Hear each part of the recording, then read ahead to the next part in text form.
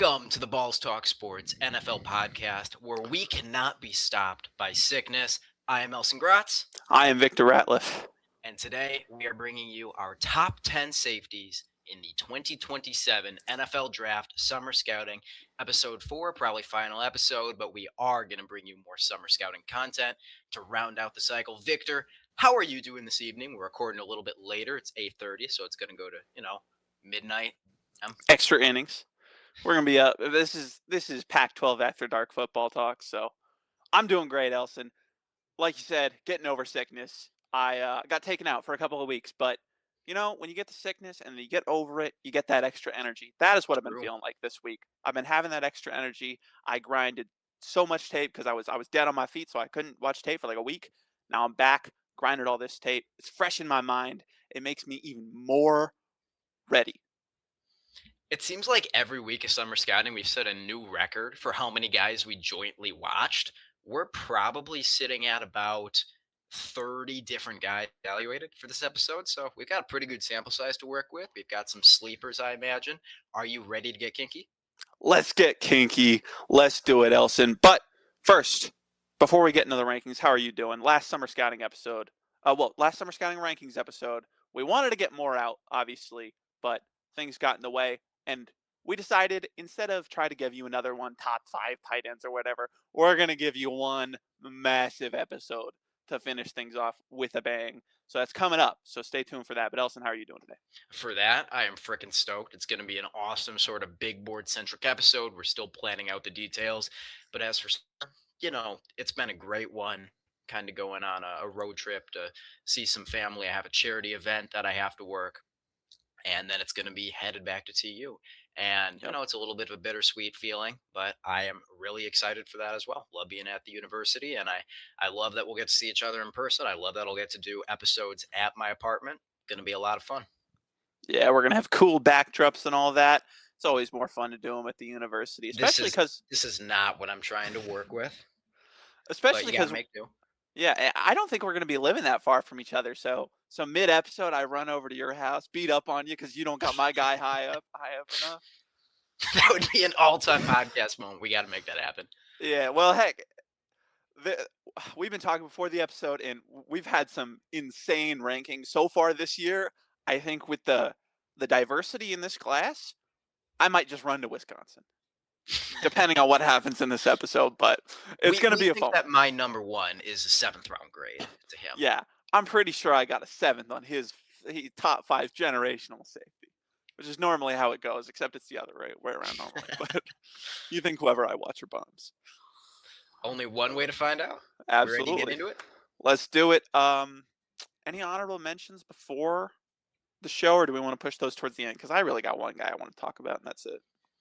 There are a handful of players that are like one sentence evaluations that I feel like are worth shouting out. I like to do the guys that aren't really getting much buzz, but I think are Yeah. worth mentioning at the beginning. So I have Ian Foster, who transferred up to Memphis. He was one of 2 pretty significant Southern Miss safeties that I figured might as well watch together, alongside Corey Myrick, who transferred to Clemson. He is 5'10", 181. So he's slot cornerback size, but he plays with outstanding foot speed. He has a great nose for the football. He has very good ball skills, so he's putting himself in position to make plays on the ball consistently, and then he's converting them.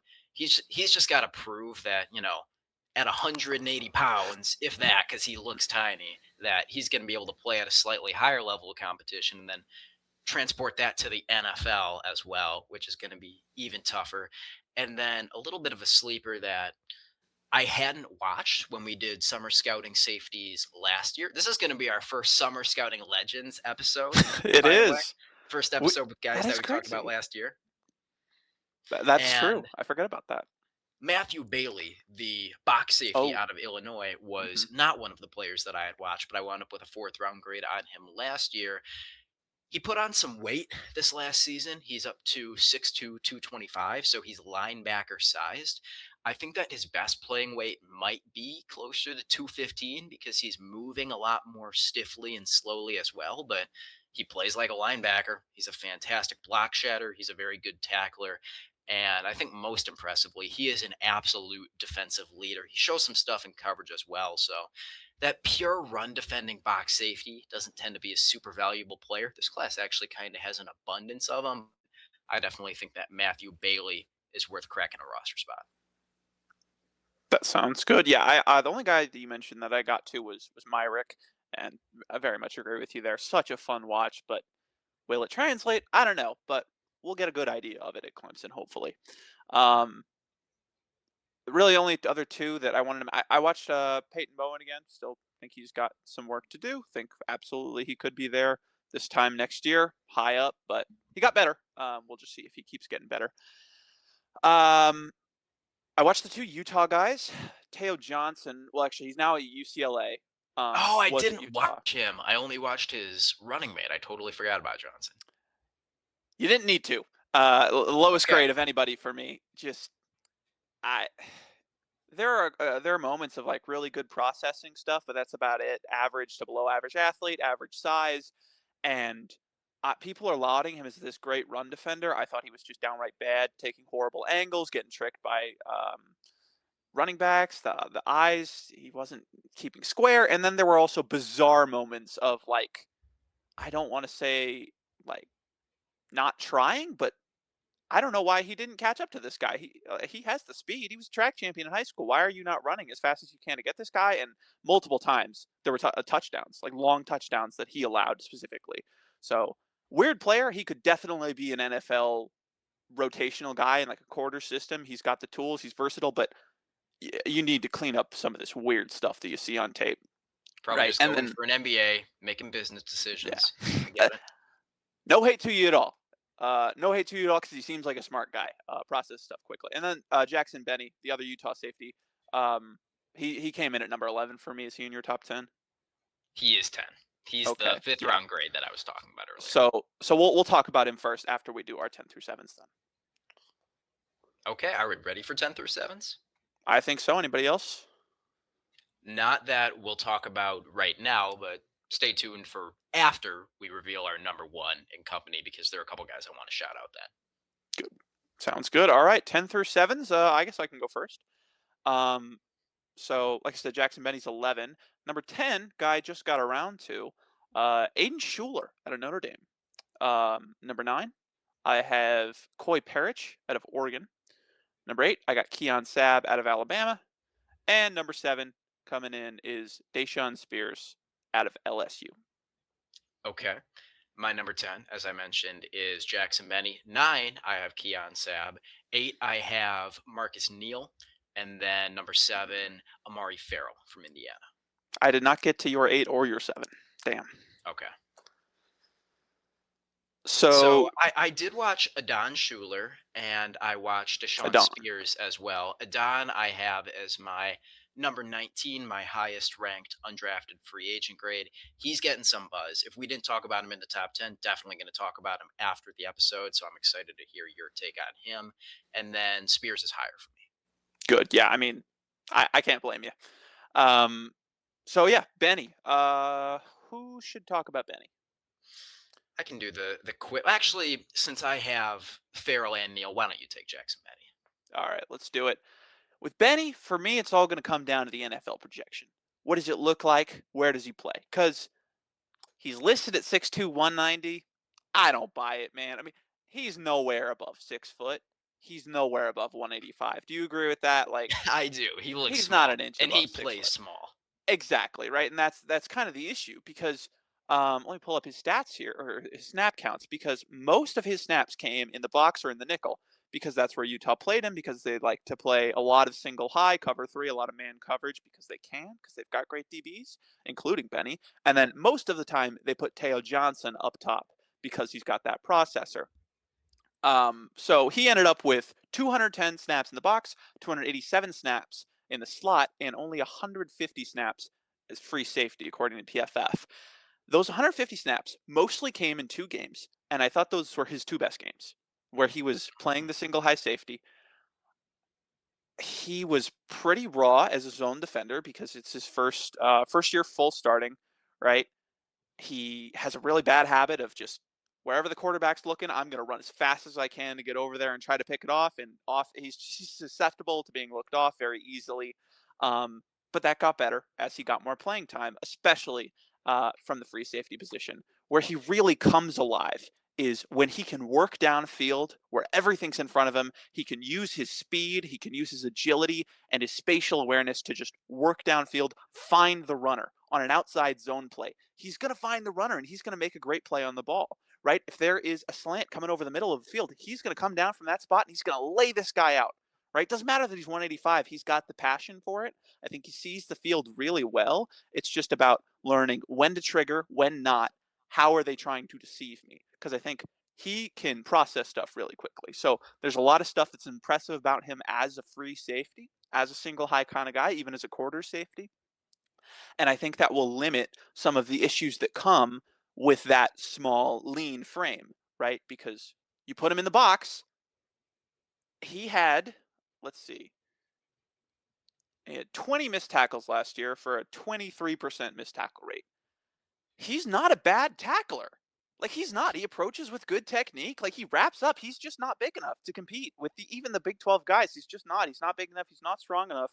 It's not his fault. So that just means you can't really play him in the box. And that's going to hurt his NFL projection. So what needs to happen is that I think Utah needs to play him a lot more at free safety, and I think they will because of the departure of Teo Johnson. Play him more at free safety, see how he does. Can he improve as a zone defender, as this back line really improve the discipline, improve the eyes? If he can do that, there's a place for him in the NFL as a coverage defender down the field. I didn't even mention that he's a really good man corner, like as a nickel. Like that's probably his best trait. I didn't even mention it because I was focused on the projection. I'll let you talk a little bit more about that. He's a really good man corner as a nickel, so that gives you the flexibility. If you want to roll him down, play those intermediate zones, he can do it. But he just needs to work on the eyes, needs to work on making sure he knows where guys are on the field, not losing guys behind him in those intermediate zones. And I think that will come with another year. It's just about how do NFL teams value the size difference between him and Keon Sabb, Coy Parrish. These guys are above 200 pounds. They're 6'2", and they're going to hit you hard. It's an very interesting find that he played really just those 2 games at single high safety in Utah's defense. I wonder if Johnson was hurt for those because he No, he was on played the field. interesting. He played Yeah. 54 against Arizona State, snaps at free safety. He played 50 against BYU, and then his next highest was like 5 weeks later against Kansas Yeah. with 18. And So clearly they That BYU game was his best game of the season by far. He was all over the field. I agree. It was certainly the best game that I watched from him. I think that he has flashes of a really nice downhill trigger to make plays on the ball. I agree with you that his tackling technique is actually quite good. That's why it was so sad to consistently see him wrap guys up, drop the hips, and then just fall off because he was, I Yeah. think, the only safety in this class where I saw that become such a major issue. However, he is a No. younger player. He Watch him try and is tackle Derrick Henry. See what happens. I don't really think I want to see that. We don't have his official age, but he is heading into his true junior season, so he does have some time to get bigger. Hopefully, he can manage that. But it's not just for his tackling, it's also because he was kind of a man coverage specialist for Yeah. most of the year for Utah. They love to run man coverage. Did you know that he ran more man coverage as a percentage of his total assignments than any other safety in college football, I according to buy that. PFF? It'd probably be between him and Benefield of the guys I watched. I think Benefield was up there as well. I thought that his man coverage tape was very nice. I just need to see more physicality out of him Mm. in coverage. I need to see more strength, more ability to tangle tight ends up around the line of scrimmage. Because if watching 25 guys for this episode has taught me anything, it is that the correct way to play man coverage on tight ends is just to fucking tackle him every snap because it Yeah. never gets called. And if he's going to be that sort of tight end erasing chess piece at the NFL level, which is more what I'm projecting him to do. We need to up the play strength. However, the idea of Jackson Benny as a free safety does really intrigue me. I don't see him as a prospect in this year's draft class. It would just Yeah. really surprise me. He's a 2028 guy to me. Definitely agree. But that's what's so interesting about him. Like you said, I think he can do the free safety stuff. with time, but you've just got the man coverage ability. You've got the ability to come down and be a tight end eraser, even a slot, right? Like he can just play straight up nickel corner. He He can can, just you're go right. out there and erase a slot. He's fat. He's really good athlete. That's the thing that comes with being 185 pounds. He's just a damn good athlete. So there's a lot to like. I think the physicality thing is a very real issue, but I think it got better as the season went on. He started, getting in their face a little bit more, not just going bail. There were a couple of times where he had a good press rep, and I noted it down. So there's something there with Jackson Benny, and that's kind of rare to find for a 185 pounder. Like there's something there. There's a small chance he ends up as a day two pick when it's all said and done in 2028 if he gets good enough. So he's definitely one to keep an eye on. Now, do you want me to talk about the exact opposite player in Marcus Neal Jr. from Sure, Penn let's do State? it. So he's a transfer into Penn State. He played last year at Iowa State, 6'1", 215 pounds, and headed into his true junior campaign. He is the only safety on my board that gets the label box because under the system I use, strong safety is, you're playing the lion's share of your snaps in the box, but you're working some in the nickel, you're working some at free safety. Whereas box is more like maybe 1 out of 10 is at free safety, and 1 out of 10 is also on the defensive line, like you're lining up as an edge rusher. Fundamentally, what you are is a linebacker with the flexibility to play Yeah, deep if the coverage scheme makes that a priority. he's sort of like a And Will from 50 years ago. a little bit, yeah. And the advantage that gives Marcus Neal Jr. is he reads out the run at a level that I don't think any of these other guys are touching. Like he approaches zone concepts like a linebacker, holding down gaps before he fires into the other gap once the running back commits to it, but especially power. You just don't Yeah. run power on this guy. He is beating pullers to their spot continuously, making his presence felt in the backfield. I saw him go up against, let me check my notes. I think it was Iowa. Yeah, it was Iowa. Iowa is just hitting you with a deluge of wide receiver crack blocks. Eats them for fucking breakfast, Ooh. throwing guys aside. There were even reps where I noticed that he didn't look at the guy. He probably didn't even see him coming. It's just like, get off me. He runs through tight ends on such concepts on his way to the running back. There's one play that I have time stamped in my notes, so I hope Victor can put it up on the screen, Oh, where gotcha. he is just cratering through a tight end to push the running back out of bounds. He is an enforcing type of safety. However, I like that he genuinely makes himself useful in coverage as well. Now, you don't want him playing deep because he does not have the fluidity or the back pedal to Mm, do that, but he knows what he's doing. And if you plug him into intermediate zone, not only is he going to take care of shallow receivers and intermediate receivers, but if he's not being attacked, and this is a big thing I look for in safeties, he's going to turn his hips upfield and he's going to look to undercut something. He knows how to be a useful player in coverage. He just beats the absolute shit out of tight ends throughout the route stem. Again, he's borderline tackling them. I think he had more reps where he just puts the tight end on the ground during the route than anyone else on this list. So, if you're on the ground, you can't make the catch. And he's a good blitzer, which is an underrated thing you're looking for in a safety that's going to play in the box a lot. The limitations with him are just that he's a bad athlete in every respect for the safety position. Acceleration isn't good, speed isn't good, agility and change of direction aren't good. And the other negative note I have on him is sometimes he's so focused on driving his helmet through the ball carrier, forgets to bring his arms to the party. And that makes him vulnerable to the spin move, the hurdle at times. So if he works on the tackling technique a little bit, this is a guy who can carve out a role that not every team has, but to be that true enforcing box safety, because I think he's going to be able to do it at a high enough level against both run and pass that he could return value in that role. There are a lot of big safeties I watch that I say, well, you're a good run defender, but if they pass, you're a liability. And I think Marcus Neal, especially because he is just a third year junior, sometimes guys learn how to use their athleticism better. He could be a valuable player in that role. so he's a Viking. He's a Viking. All right, there we go. That's all you needed to say, and we all understand. Oh, He's that number sounds 31. interesting. 31 is a great strong safety number. Oh yeah, that's classic. All this that's Bam Bam Cam, right? Like Yep, number 2 coming down into the box. I'm not intimidated. Number 31 is coming at me. I got to go head to head with him in the gap. I'm shaking in my boots. absolutely. That's fun. That's a good one. I'm excited to see Penn State. I think they're being a little underrated. They brought over a lot of talent from Iowa State. Matt Campbell's a good head coach. It's a little college football. No, we don't actually talk about college football teams, more just players, but it's a little interesting. All right, where should we go next? So I'm thinking you take a Don Schuler or you could take Keon Sapp. Choice is yours. You can go for Schuler 'cause he's lower on my board. Schuler, it's pretty simple. Well, it's not super simple. It's not the same thing as Marcus Neal, but it's going to be the same thing holding them back, right? It's the athleticism. I assume that's why you have him as the UDFA. Yeah, he's just not really. I thought he was a better athlete than I'm guessing you did, just because I have a fifth on him. I think he's good enough to be a quality backup, and I think that's what he'll be.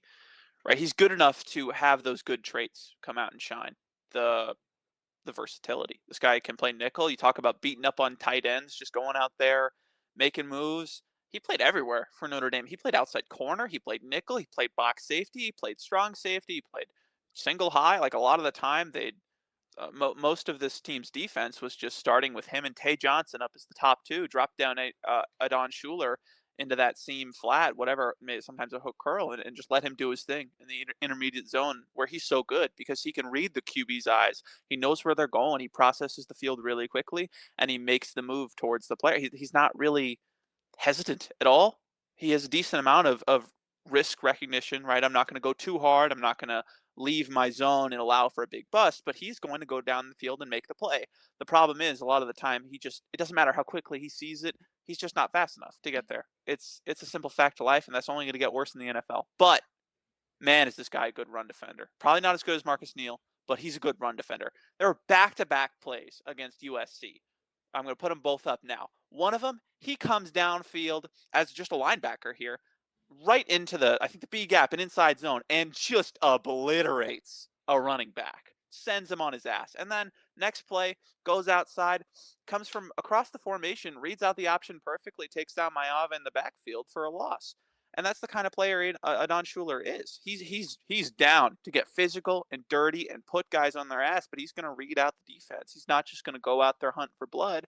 He's going to use his mind. So I think this is an NFL player in an NFL mind. He's just athletic enough for me. I think he's just fast enough, even if the shorter athleticism isn't to be desired. I think he's just got enough closing speed to make me think, yeah, you could be a backup, not just like a special team or bottom of the barrel roster guy.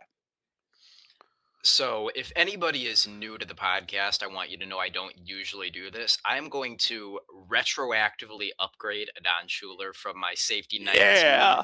to my safety, we'll go 13, All right. because I watched him on May 12th of this year. It's been a while. He was, I think, the first safety, along with Tay Johnson, who I brushed up on before the episode, that I watched, and I'm reading my notes on him, and I'm thinking, Elson, this doesn't sound like a UDFA. This sounds like a decent developmental prospect with some upside to be an NFL starter. I'm a little bit lower on him, I think, Oh yeah. because I thought his tackling was really Oh, suspect. it's not good. If you're going to be a high level strong safety, I need you to be a fairly consistent tackler. However, he does make up for a lot of that by creating splash plays. He's really aggressive. Sometimes he guesses wrong. I think the coverage tape is even more inconsistent than the run defense tape is at Especially deep. times. For sure, you don't want him playing free safety for you because of the instincts and because of the athleticism. But, as a pure playmaker type, gives your team a chance, plays really hard. One thing you just can't deny about Adon Schuler. Like, Bronte Johnson plays as hard as anybody, but Adon Schuler is really the one that pops off the Does tape he? if you're just Does he? he plays hard enough. We'll get to Most of that. the We'll time. get to that. Adon Schuler, you notice if you're just watching the tape casually and not thinking about it so much from an NFL evaluation lens. If you're just going off the vibe test, you're going to say Adon Schuler is the really high end Notre Dame safety. And he is a good one in college. Just some questions about how he translates to the pros. So that's why he bumps up from 19 to 13 on my board. Yeah.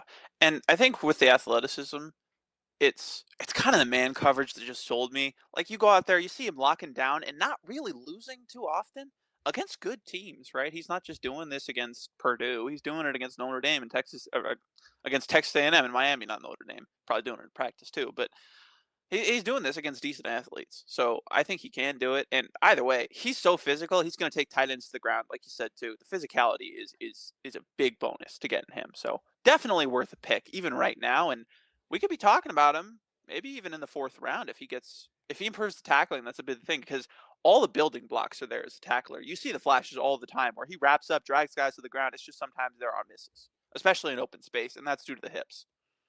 A lot of people do like this guy. He's getting some buzz. I saw one guy on Reddit who I think had him as his number one safety. Don't know if I can Oh get there, but he's a fun player. wow, that's high. You want me to talk about Amari Farrell now out of Yeah. Indiana? Yeah. Okay, so Farrell is a veteran. He is headed into his true senior season. 6'2", 205 are his listed measurables.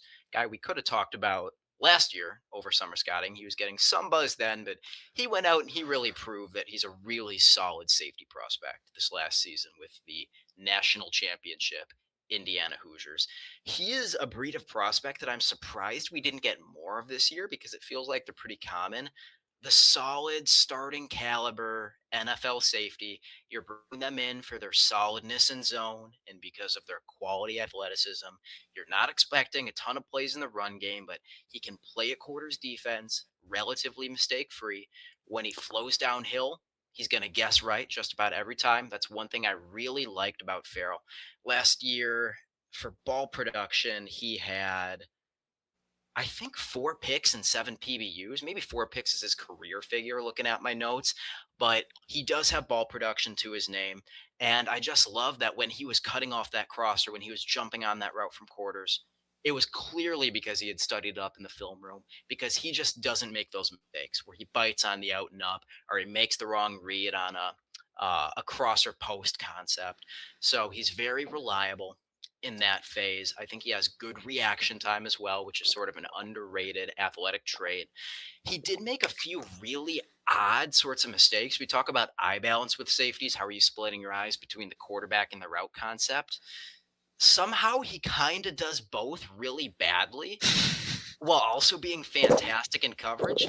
He had multiple mistakes where he was so fixated on watching the routes develop so they don't get behind him and run over his head that he actually ran into his own team because he didn't see his teammate coming out of his blind spot. Oh man.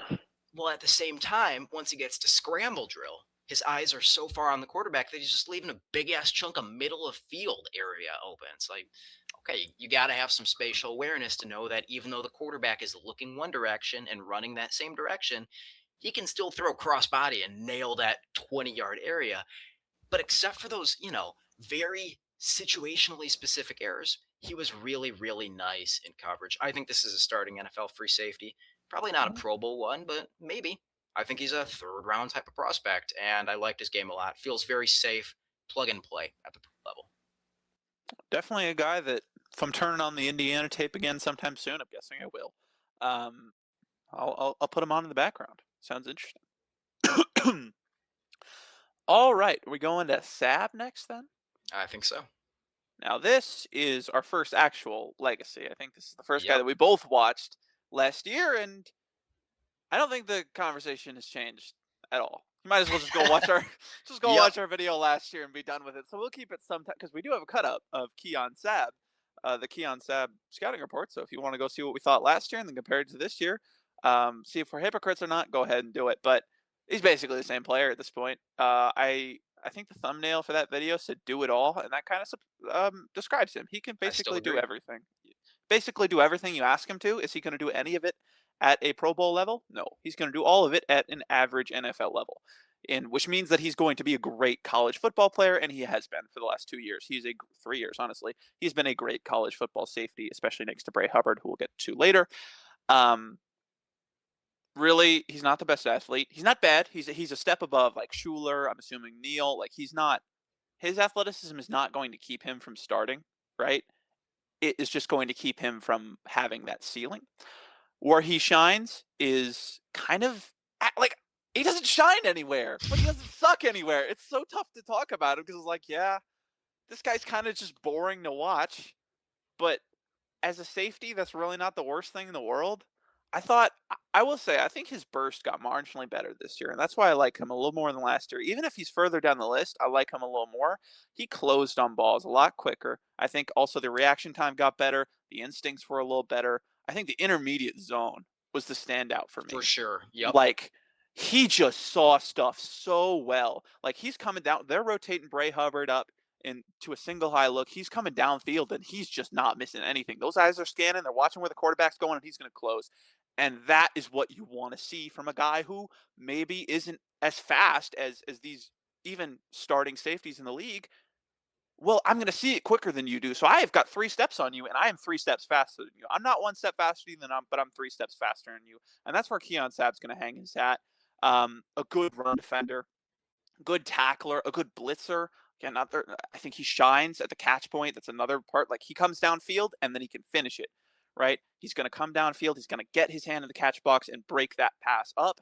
He's going to take tight ends out because he's really physical throughout the route. He's going to get his hands on you. And he didn't get flagged that much. I thought he would. You know, he only has 1 penalty in his career. That's Do you know that? impressive. That's insane. He should be flagged more often, I'll say, but he isn't, to his credit. I want to check that just to make sure I'm not thinking of somebody else. But um, no, He's 1 penalty. he's a top 5 tight end tackler on this Yeah, list. he's so good at a lot of things. But I got a 3 through a 4 on him. I got a projected 3 through a 4 on him. He's the most 3 through a 4 player that has ever existed. He's a 3 through a 4 on my board Yeah, as well. there we Wouldn't go. you know? I thought he got a little bit better at almost everything this last season, which is why he improved from a fourth to a 3 There you through a go. 4. I thought that Hey, he was a lot better in deep coverage, especially played in that middle third. I didn't think he was super reliable last year. I thought he was quite reliable this year. He didn't get beat over the top very much at all. You mentioned the intermediate coverage. I thought he got stronger as well. And I'm not sure if I've done this yeah, spiel yet he about might have put tackling on five style. pounds. Well, that just makes sense. I mean, this is clearly a weight room guy. He's clearly like a lead by example guy. So not surprising Captain. that, yep, you get a little bit older, you put on a little bit more play strength, and he put it to good use. One thing that I'm kind of a enthusiast when I'm watching these prospects is really paying attention to how they tackle and trying to understand good tackling technique to a T. And you realize that there are systematically good ways to tackle, the classic hawk tackling style where you're trying to wall off the ball carrier's inside shoulder and then run your feet through them. Hip drop tackling gets a bad name because people don't understand what it is. Like, the only illegal hip drop tackle in the NFL is when you roll up onto a guy's legs. Yeah, That's like 5% of hip drop tackles. That's a great way for smaller players to get down bigger players. You have a lot of good safety oriented styles where you fire yourself through the ball carrier's quads using your arms, making yourself big. Then you have bad tackling styles like grabbing for ankles and shoulder popping. Keon Sab has a really interesting tackling style. He's a grappler. He wants to grab your upper body and then either spin you around and toss you onto the ground or just torque you down like that. it's an And that's MMA like, fight. it's an MMA fight that occasionally you see from like defensive ends, like big dudes, like 270 pounders, or like 245-pound neck roll linebackers that don't exist anymore. Meanwhile, Keon Sab last year was trying to toss guys on the ground and he wasn't strong enough. This year, he kind of got strong enough and his tackling really improved. And one great thing about that style, when he's trying to bring guys down in the alley or as the last line of defense, not a lot of bad wipeout misses. He holds guys up for long enough where even if he isn't quite strong enough, reinforcements arrive and they get the guy down. You're not looking at touchdowns. So that's one thing I liked about him. Very safe type of player. That's the first word that comes to mind talking about Keon Sab as a prospect. He's just safe. He's a solid safety. Yeah, absolutely. 3-year starter, can play every position. He's played for 2 programs. Both of them love him, Michigan and Alabama. He started for both of them. That's pretty impressive. Like you said, safe. All right, that is 7 through 10s, which means we are now on to 6 through 4s. There are a couple of names we both haven't said. I'm excited to see if they come off the board here because, man, I got to say, at the top of this class, there's no real consensus. Anybody's anywhere. So we'll We see. have all-time insanity ranking potential here brewing. This could get fucking insane. And We'll I see. think we're going to know here how insane things are going to get. Are we ready? Yeah, yeah. Let's get into it. My 6 through 4. Let's remember right quick. Um, Number 6, I got Ty Benefield, former Boise State safety, goes to LSU now.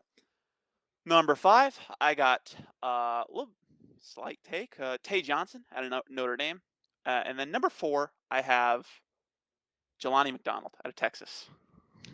Okay, so I feel like we're pushing out the insanity a little bit. I'm still not sure. At number 6, I have Bray Hubbard from Bama.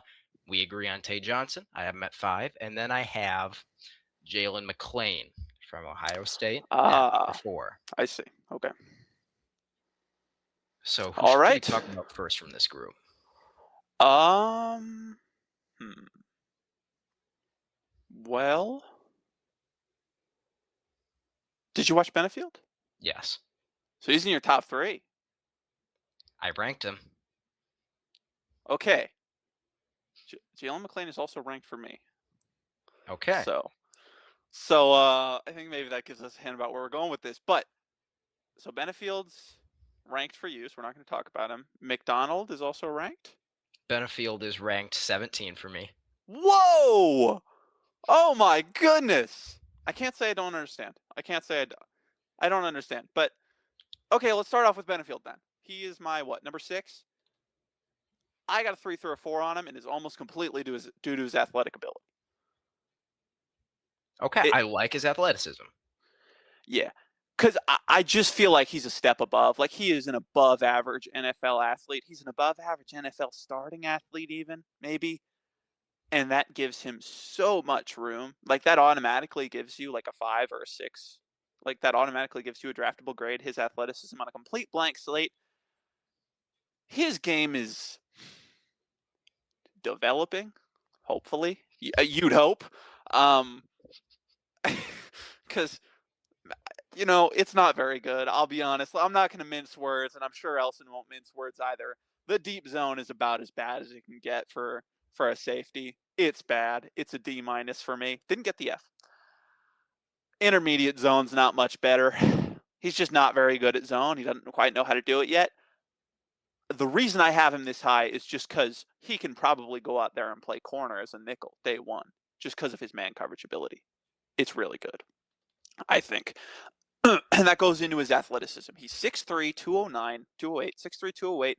He's got hips that just pretty unfair for a guy that's 6'3". He's got really good speed, really good acceleration, really good burst. Like, there's no concerns about his athletic profile whatsoever. This is an NFL starter and an NFL above average starting athletic profile. You bring him down into the box to play man, and it is just really electric. Like, watch that 2024 game against Penn State, the Fiesta Bowl. He goes to war with Tyler Warren. He does lose a lot of battles. He loses the war, but he also won a couple of those battles. He won a couple of them. He was going punch for punch. It was like Rocky taking Apollo Creed to the 15th round. Yeah, he lost, but did he really lose? It's a Boise State safety going against my number 3 player in that draft. You know, so I don't know what we're talking about here. It's kind of a weird situation with Ty Benefield because it's so much of a projection, right? You got to just pray that the coverage gets better. And by LSU taking a shot on him, saying, "Hey, you're going to be our starting safety next to Deshaun Spears," that does give me hope that it will come along. I will let you get into more of the specifics of how terrible he is. I'll just name a couple of more things, right? The zone is he's my number 6 safety. I'd like to talk about him a little bit positively before we get into the number 17 thrashing that's about to happen. But no, he's my highest graded man safety in the class. I think he's that good at it. He's so good at press. He's just erasing guys on the field. And every time he got beat against Tyler Warren, man, it was this close. He was getting the most insane catches ever happening to him because Tyler Warren's just a straight up dog, but he was sticking right to him. Of course, there are moments where he loses him. There are moments where I think his weakest athletic trait is that acceleration, right? Where off the line, sometimes he just couldn't quite keep pace with him, but he has such good recovery speed that if he lost a couple of steps, he can gain them back down the field, or on a crossing route, he can gain them back. So I don't think that's that much of a concern. He's a really entertaining run defender. He can fit the gaps really well, but also he's going to go for plays and he's going to miss sometimes, right? He's going to overshoot his gap. He has decent discipline, but it's not perfect. And he's just not a very good tackler either. So that's kind of the overview on Benefield. I'm so willing to take a shot with a guy with this athletic traits, with that man coverage ability, the ability to stick to guys, true tight end racing, elite tight end racing potential in the NFL. I have 3 through 4 on him right now. I think I have a projected 2 through 3. I don't know if he's ever going to get there as his own coverage safety, but I didn't think Nicky Manwari was ever going to get there as his own coverage safety. So I could be wrong. We'll see. I'm not going to make the same mistake again. I get what you mean in man coverage, but he is not my number one man coverage safety because I think he plays a specific style that has worked really well so far. And like you Yeah. mentioned, worked pretty solidly against Tyler Warren. He wants to get mugged up with players, which is something you don't see super often with safeties. He wants to play real press coverage a lot of the time. But that's the thing is though, you see it in the NFL. Like I thought he had the most It's translatable real. NFL man coverage. Yeah. I know what you mean. However, then he wants to, instead of playing like a cornerback and actually landing a real press jam or even, giving some ground and wrapping the arms subtly to tangle guys up, he wants to lean on you and almost Yeah. run his feet through you to stop you from being able to Yeah. execute a real route stem. And when it works, it is beautiful. He is running routes for tight ends and wide receivers at times as well, especially if it's a dig, if it's a slant where that lean that he gets just propels him right to the front side of the play and it is dead on arrival. However, I saw a couple of nice physical releases where he beat that initial press where he just goes flying by guys and it's 5 yards of separation immediately. And hopefully we'll get some clips of his good man coverage and of his poor man coverage. So that's why I didn't feel super confident projecting that as a, yep, that's enough for you to be an NFL starter kind of weapon. And then I'm not going to dogpile him on him with his own coverage. He's bad. He makes bad decisions. He doesn't pick stuff up in the intermediate area. 10 touchdowns allowed in the last 2 seasons is what did it for me. Wow. I would say the mark for really bad in 2 seasons is 7. 6.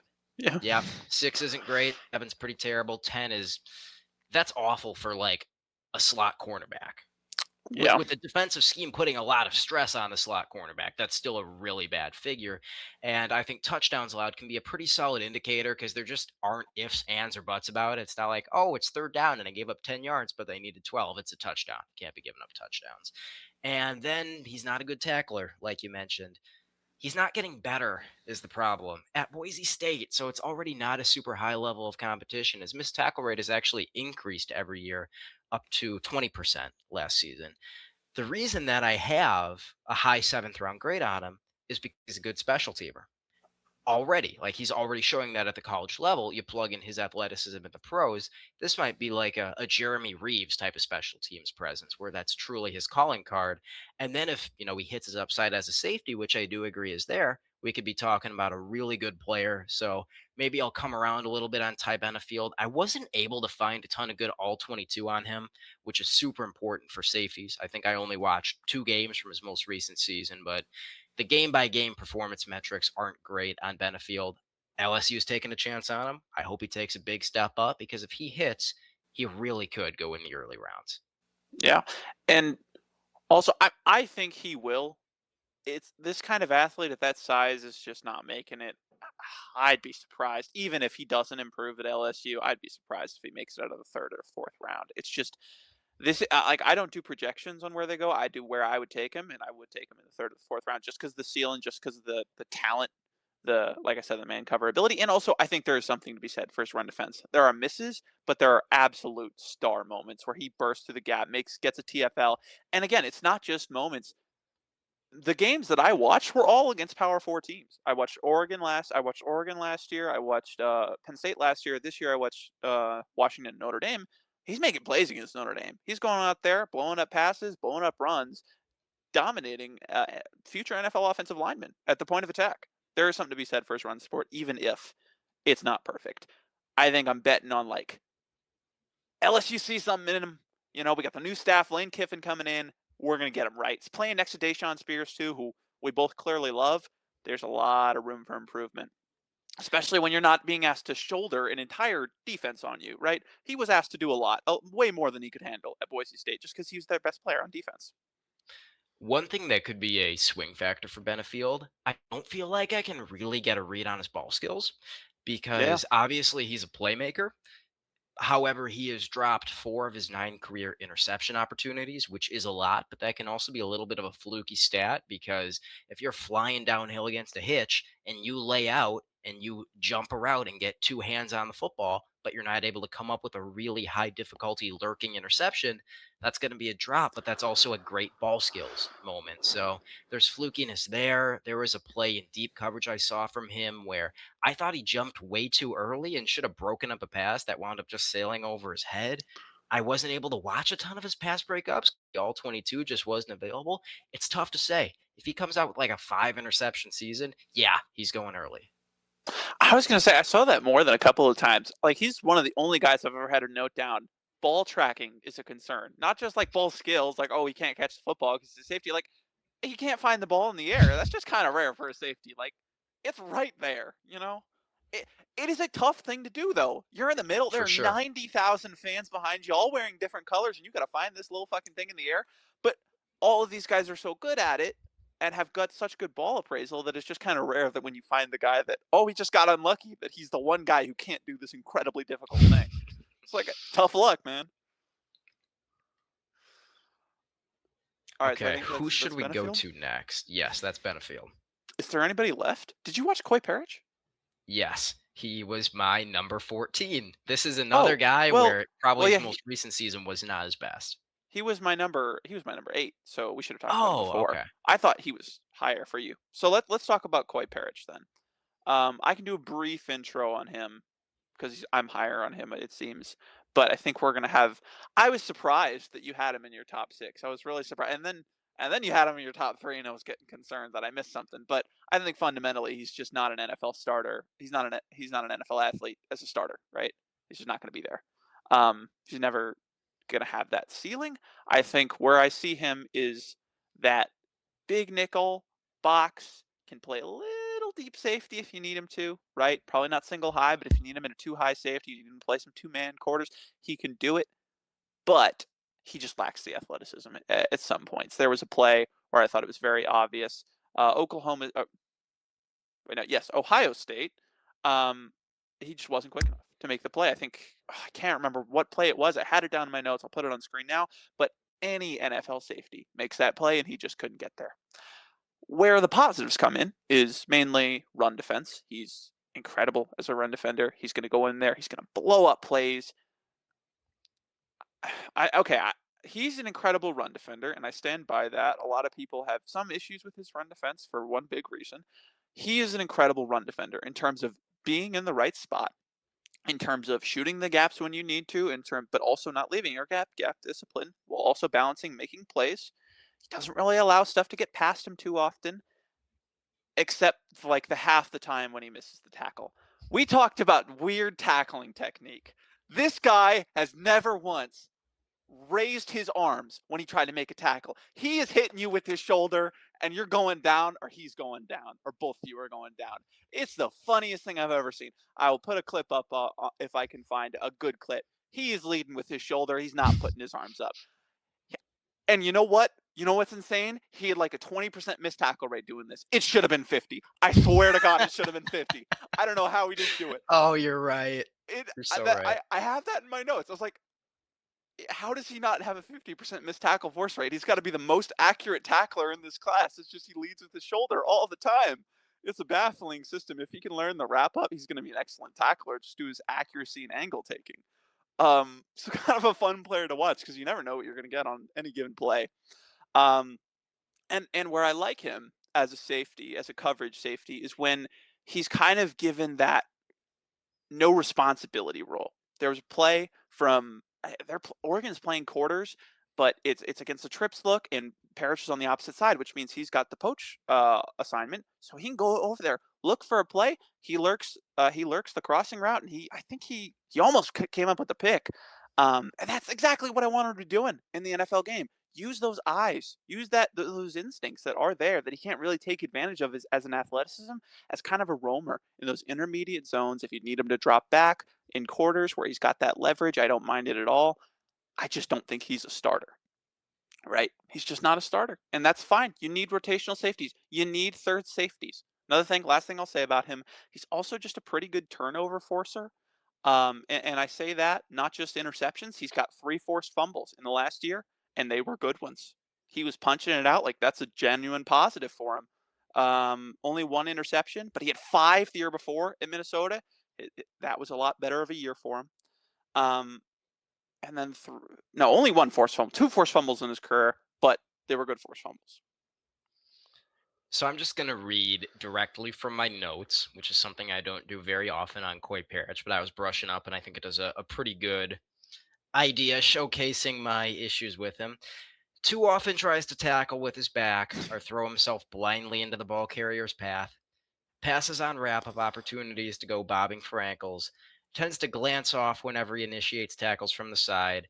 Angle soundness and mirroring footwork both inexplicably cratered last season, doubling his missed tackle rate from 11%. He was at 11% somehow. How the fuck was he managing He's that? the most accurate shoulder tackler of all time. It was 22% this last season, like you mentioned. It should have been 50%. So, hawk tackling is the school of tackling where you focus on the inside shoulder, disallowing the cutback. You wall off that option, you get wide, you run your feet through. Coy Parrish is an old school head across tackler where he wants to put his helmet into the football to force fumbles. Hey, 2 forced fumbles. That's an advantage. The problem is that you're going to miss a lot. You're going to surrender the cutback a lot. You're not making full use of your body strength to bring guys down consistently. So the tackling just needs a full revamp. The problem is, I also thought he was pretty awful in coverage this last season. 455 yards allowed. Yeah. I That's mean, a lot for a safety.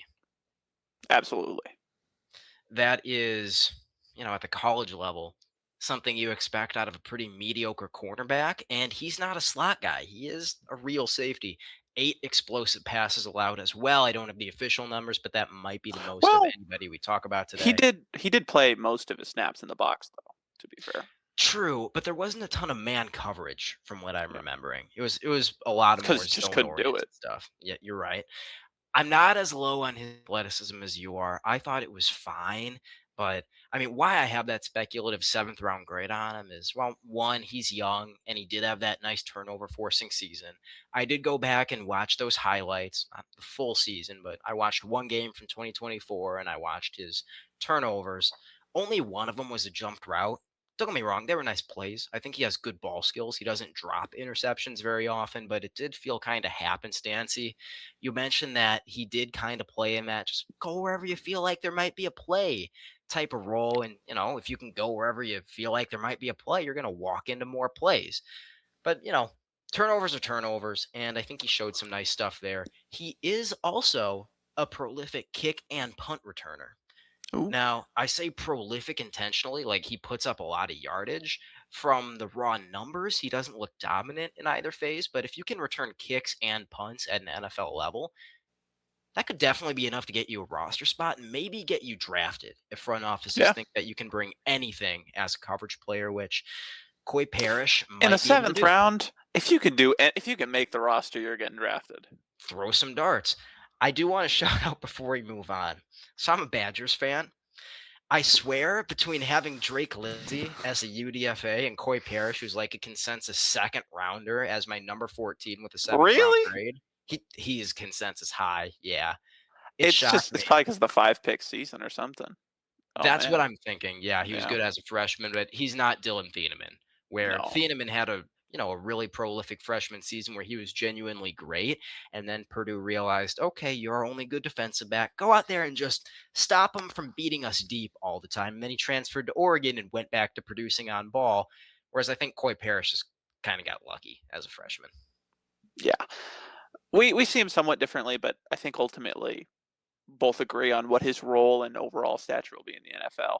Um, I do think that the run defense is good He's enough. flashy. There are Like flashes of it. I like that. But I also thought there was a lot of consistency there, you know? It's just he didn't really miss too much. The tackling is where he missed. If he was a good tackler, he would have been the best run defender in this class. He was putting himself in all the right positions, taking really good angles. That's why he was such a he didn't have 50% missed tackle rate was because he took the best angles in this class because he's just taking great angles. He's such a weird player to watch in that area. Um, and then he's just got serious intermediate zone chops. So but I think if you're asking, if your draft like second overall consensus safety is implying that he's ever going to start, and that's just not going to happen. All right, is there anybody else we forgot to do? Like, I don't think so. Looking at my board, I think we're clear. okay, so we both have Tay Johnson at 5, Jelani McDonald. I'm assuming you don't have below 10. I do not have him below 10. Okay, good. Um, Spears, you said is not below 10 either. Okay, so I think is Tay Johnson the last guy we got to get to? Hubbard. He's Oh, he's higher for you. You're right. yes. Yes. Yeah, I So I think think Tay Tay Johnson. Johnson, he's the consensus number 1, isn't he? He was earlier. He might still be. He's not far off. Because it's either him or Bolden. Because I think Yeah. Parrish is actually 3 now. Because I'm pretty sure last time I looked, I didn't see Parrish, but maybe I did. I just saw him and Bolden were the top 2. So Tay Let me Johnson, bring it yeah. up right now for posterity. We can be officially sure. Parrish, I think, was like a second to a third round grade. So Bolden is 15. Bronte Johnson is 16. Like Wow. their Right there. draft spot, not their safety role. Ty Yeah. Benefield is now number 58. Jelani Ooh. McDonald, 61. Coy Parrish, 63. And then Bray Hubbard, 70. Ty Benefield love. One of us Oh, likes to see it. one guy that needs a shout out, like it doesn't have to be a conversation, but Xavier Scott from Illinois, he's getting ranked as a safety. He's a corner, and I also don't think he's especially good. I watched him last year. I watched a one game brush up. He was hurt for most of this last season. Yeah. Did you watch him at all? You seen him? I watched him last year as well. Wasn't especially. I didn't Everybody talk about him loves as a this guy safety. who watches his tape, and I just don't get it. He's not sticky. It's just because like again he's one of those guys I think that yeah he's not that bad at anything but he's not Mhm. good at anything. Those guys don't end up being good in the end. Like I've learned this the hard way because I've fallen victim to it a couple of times. Oh, this guy's not bad at anything. Oh, that must mean he's good at everything. Just because you're not bad at something doesn't mean you're not good at it. And in the NFL, you do need to be good at things. Xavier Scott is a perfectly fine player. I think he'll. I think I don't. I didn't watch him for this year because I only had a list of guys. But I think I had a draftable grade on him last summer. So Me too. sure he will get drafted, but that's pretty high to be on the consensus board at all right now in the top 100. That's high. So we agree on that. Yeah. Now, should I introduce Tay Johnson? Yeah. Let's go ahead. The other Notre Dame safety, not as All good as right. Adam So Schuler. I think the easiest way to show why people like Tay Johnson is to just look at his PFF profile. So 18 targets allowed, 13 receptions, 155 yards, four Wow. picks, three pass breakups. Those are Wow. stellar coverage numbers. I don't know how much the tape matches it. I think he's very good in intermediate, deep. I thought there was a little bit more second guessing to his game. But then as a tackler, for a guy that I don't think he's north of 200, to be honest, 44 solo tackles, two misses, 4% missed tackle rate. Damon. He's I don't he's a think Damon. he checks out. I Really? like him as a tackler. I think his technique, there are a lot of really good Oh, tackling safeties in this class. I don't think that his tackling technique is he's not in best in tier one, class. maybe not tier two. I think it's It's tier two. good. It's very good, especially for a smaller player, but I still thought that there were some inconsistencies where if I had to bet, I think he regresses upward to probably somewhere around 9 or 10%, which is still really solid for a smaller safety, but not that Yeah. eye-popping 3.8% mark, because that is really special. I'd say he's more of like a 7, but Okay. like 7 versus 9, it's like 1 tackle, which is completely situationally dependent. It's just those are benchmarks we kinda use. Yeah. One single player in one single season doesn't really mean much, but when you're looking at it's a whole thing. Statistics. So that's Tay Johnson. I think he's a good athlete. He has ball skills. I think he's got some instincts. And the tackling numbers at his size really make you think maybe this guy is a future Pro Bowler. I'm not ruling him out in that phase. I just think that he has a ways to go. He has instincts sometimes, he doesn't have instincts the next play. The deep coverage is solid a lot of the times until he lets a vertical route slip past him. The run defense, I want to see a little more competitive fire. I want to hear your take on Tay Johnson because I thought I was going to be on a little bit of an island having him at 5, and I moved him up before the episode. Well, you're not in an island. In fact, I might be a little lower than you. But yeah, I thought the deep zone was a mess, especially for a guy that is profiling and is being drafted in the arena of, yeah, we're going to take you to play true free safety for us because he's not big enough to be the box safety. He's not big enough to be really a strong safety, even though his best zone tape is as an intermediate defender, like you said, where he can kind of let more of those instincts come out to play. Like you said, the ball skills, even though four interceptions, three of those were just overthrown balls that went right to him. One of them was a really nice play. I'll put it up on the screen now because we're putting up more plays. Who cares about demonetization? We're trying this. We're putting up a couple plays on the screen. Hopefully, it's been a good experience for you guys to get to see what we're talking about. If this video never makes it to the light of day, you'll know why. Um, but it's an experiment. So that he makes a really nice play. I think it was against maybe it was against Pitt, but it was a good interception. But he can go around. You can use those instincts. He's not very good at the catch point, but I just didn't see it with him.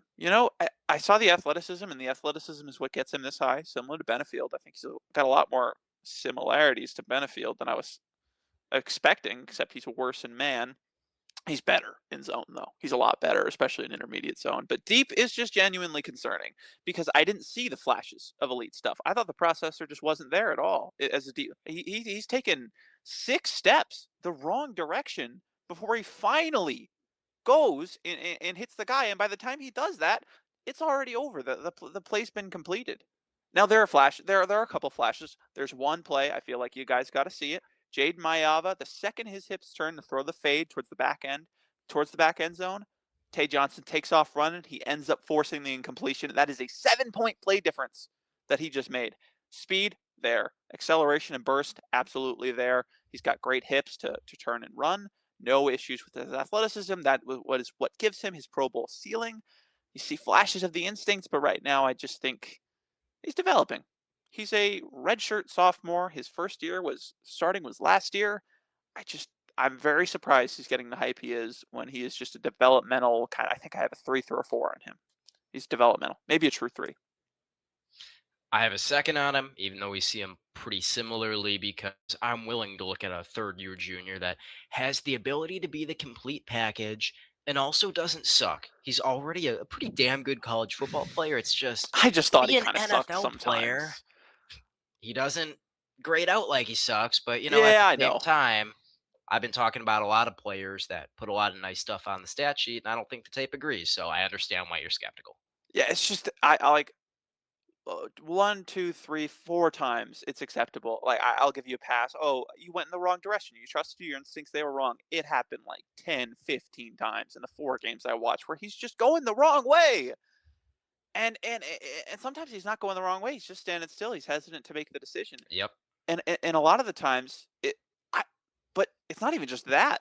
It's not that he's hesitant to make the decision. I just don't think he sees it. And I'd much rather you be hesitant to make a decision than not see it. So I don't know with him. But again, like he was a redshirt freshman last year. He is, I think, 19, maybe 20. He's a great athlete, and there are signs of him coming along. His best game of the year was the last game of the year against Pitt, where he has that interception, where he played really good coverage. He looked the best he had in run defense the entire year because he was actually trying, versus most of the time he's just not really a part of the run fit. There's a lot of potential for this guy. That's why I have him in my top 5. I just think it was cool to hype a little bit. I think it will naturally be cooled. He, in my opinion, is a 2028 guy. Probably maybe a Mm. first rounder in 2028, but probably not a 2027 guy for me, unless teams are just like, you're such a good athlete. I'm going to take the chance on you in the second round. I might take a chance at the end of the first round. Then you'd be doing yourself a disservice to knock him out. Gonna be fun to see how that Notre Dame safety room shakes out next season. Yeah. So I think we're on to top threes, which is Yep. there's a lot of guys that we're going to talk about in top threes. I don't think we've Yep. talked about this many guys in top 3 since like last summer when we completely disagreed on everyone at like I forgot which position it was. It, I don't remember, but We had some disagreements on backer, I know. Oh, yeah, I think that was linebacker where we just had 3 different players in our top 3s, both of us. Maybe we got the same thing going on here, but, oh, man, I don't know what I kinda wanna hear your top 3 first, but I guess I'll go first. Um, you know what? I'm still not 100% sure on who's my number 1, so can you go first? I would be happy to. At number 3, I've got my dude, summer scouting legend, Jelani McDonald out of Texas. One of my favorite all-time call-outs. He featured on summer scouting last season before anybody knew who the hell Hit the this guy nail on was. the head. At number 2, really, really good player. I still can't believe I'm doing this. KJ Bolden, Georgia. Number Whoa! 1, Deshaun Spears, Yeah, let's go, LSU. baby. I fucking love Deshaun Spears. I'm so excited to talk about him. I'm so down with that ranking. It Number took a 3, lot to put him number 1, but it's going to oh be boy. fun. Go ahead. Number 3, my absolute guy. Uh, a little bit less impressive of a call out last year than you, but still somewhat impressive. Bray Hubbard. He's definitely gone up board since then, and I had him number 3 last year too, so he's sticking firm at number 3. And number 2, gosh. Okay, I don't have the balls you do. I don't. Number 2 is gonna be Jalen McClain, the Ohio State safety, and number 1 is gonna be my guy, KJ Bolden.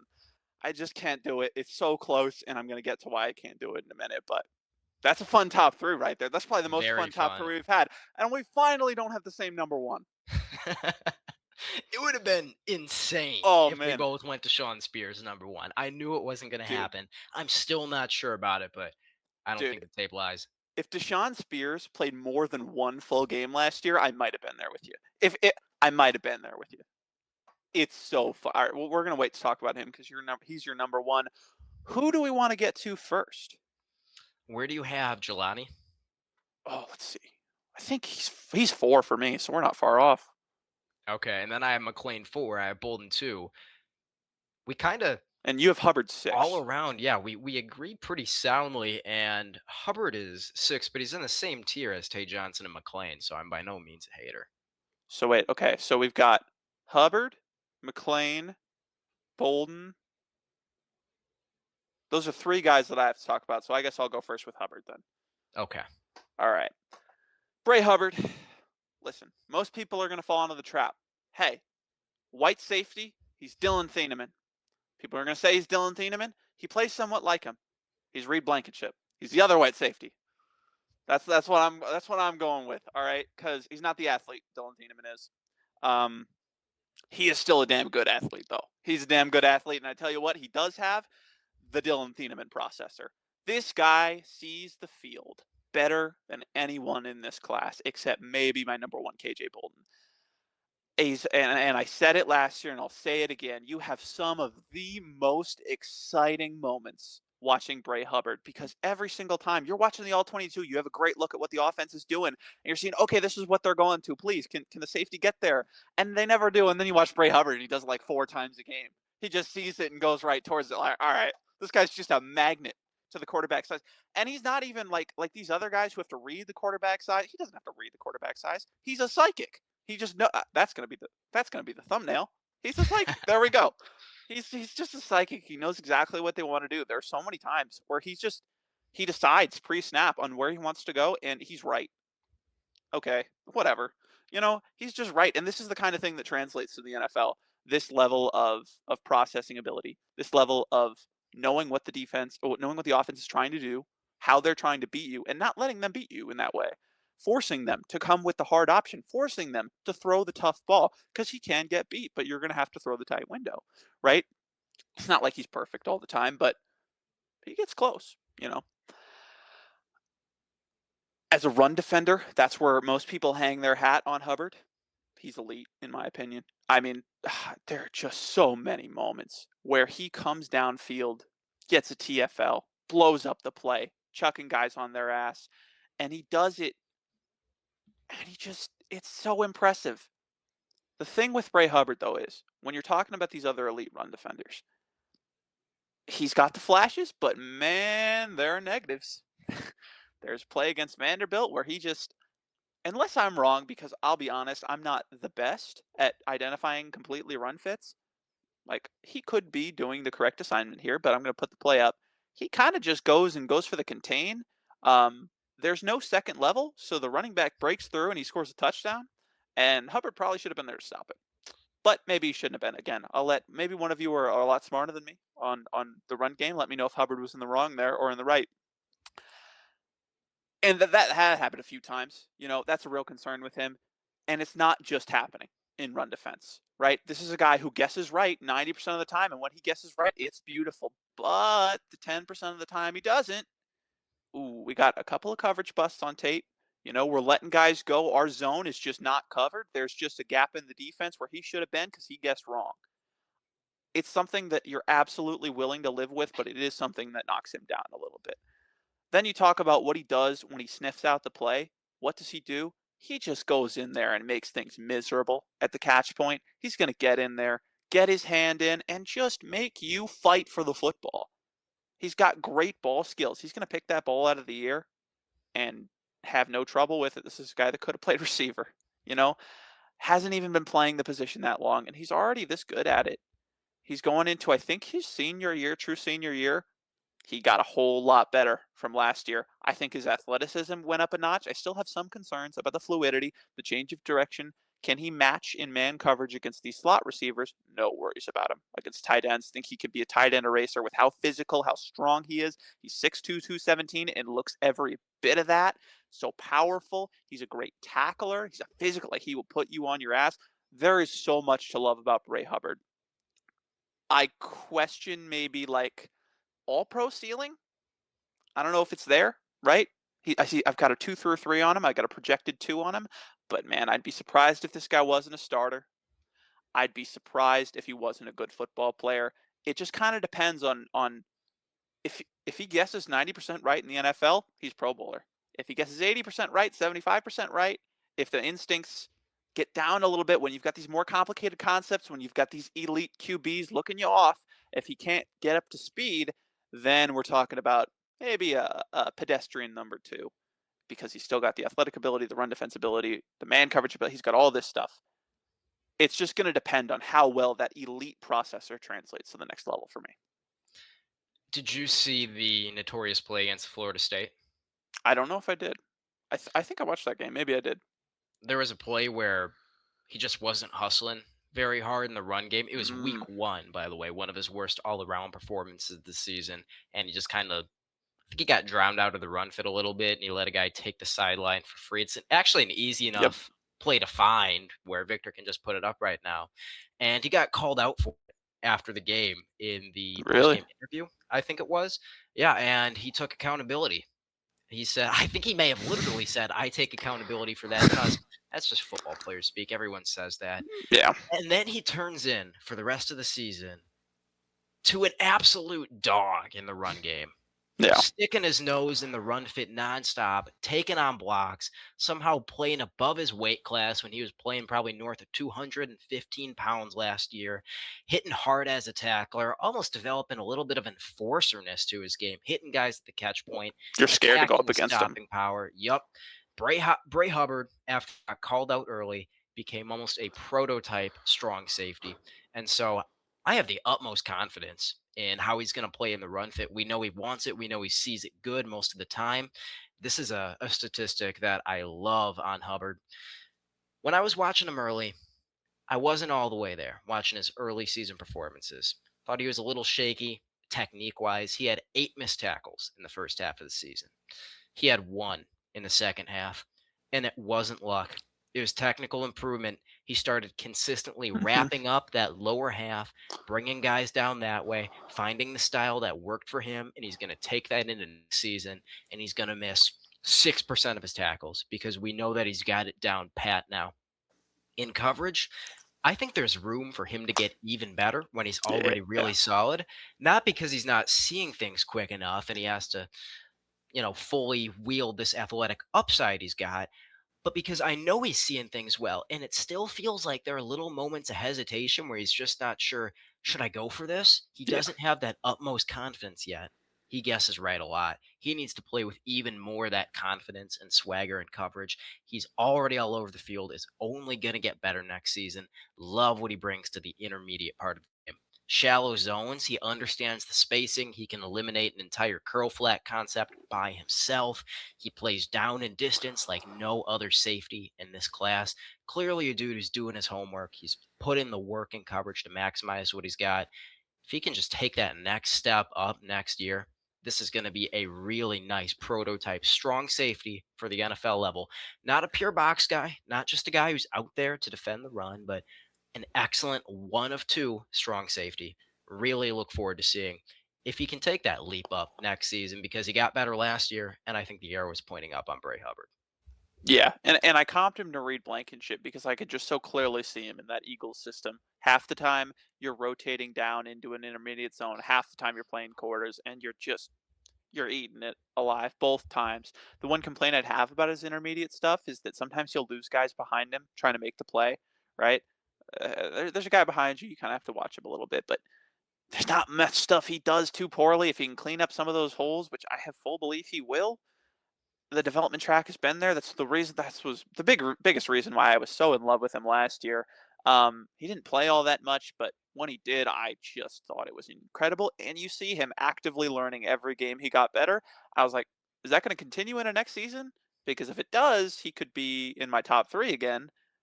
Guess what it did? He's here again. So um, Hubbard, one of my favorite guys to watch in all of college football this year. It was one of the few guys that I turned on the tape for mid-season, even though I figured he probably wasn't coming out. I want to watch more Bray Hubbard, man. I want to watch more of him just to see if he's holding up, and absolutely he was. I had a fourth round grade on him last summer. Now he's a day two guy. Great There call we on. go. There we go.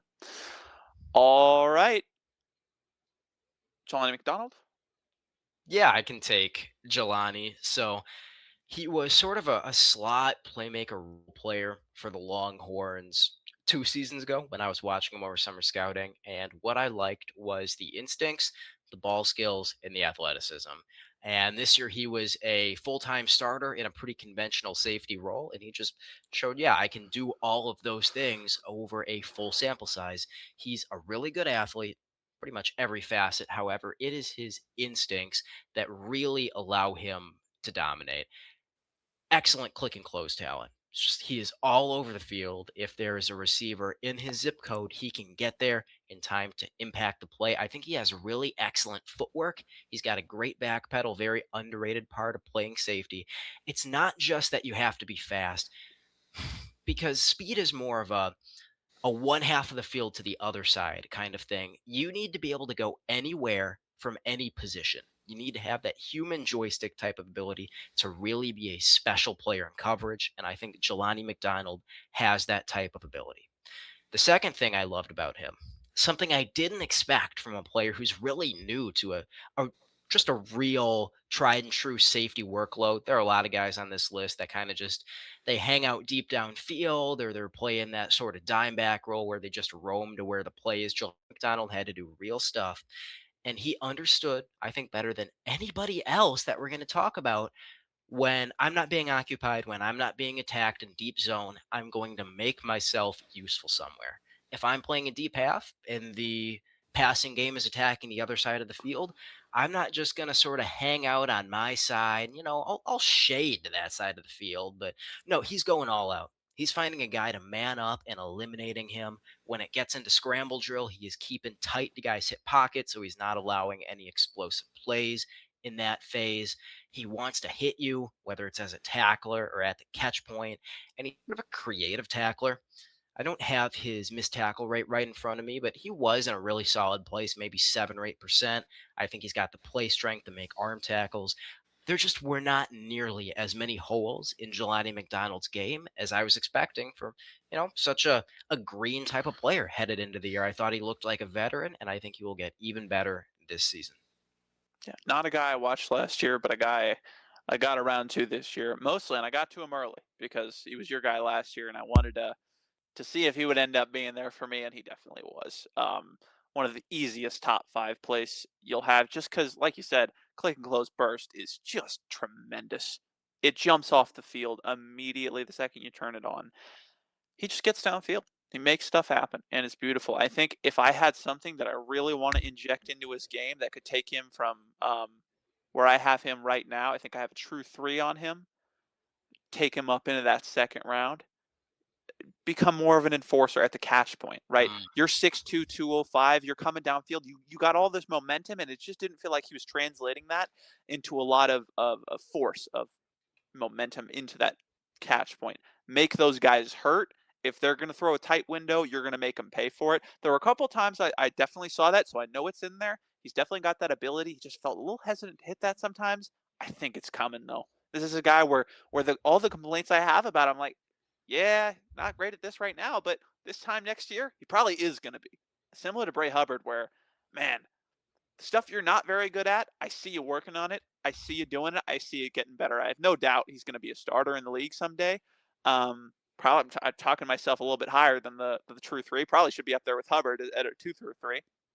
Um, like you said, tackling's good. Run defense is great. I thought he was getting in there, making plays, not really allowing too many big plays either. I want to see him make a couple more plays, but he's a somewhat conservative run defender who just doesn't really allow the big plays to happen, which is fine. You're a safety. You don't need to be going in there and losing your team touchdowns because you wanted to go make a play and the guy cut it back, right?